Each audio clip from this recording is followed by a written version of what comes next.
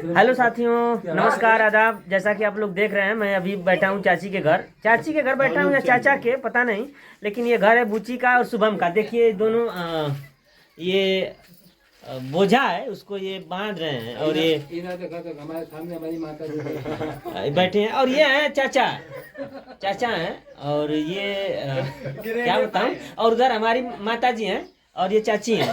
जैसा कि देख सकते हैं आप, ये चाची बैठी हैं और ये शुभम है और बुच्ची।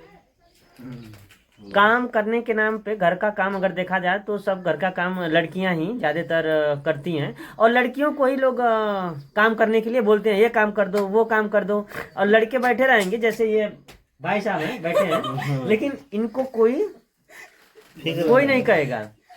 और उसमें का मैं भी हूँ, कोई नहीं बोलता है। फिर भी माता जी बोल देती हैं कभी कभी और गुस्सा भी हो जाती हैं, लेकिन ठीक है।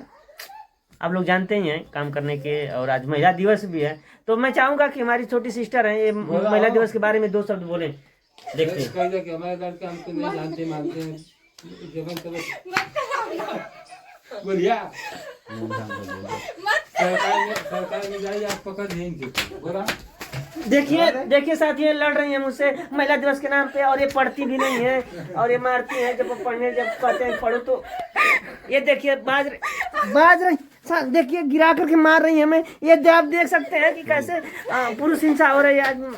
आज महिला हिंसा, महिला अंतर्राष्ट्रीय महिला दिवस है, उसके बाद भी ये देखिए मार रही हैं। ठीक है साथियों।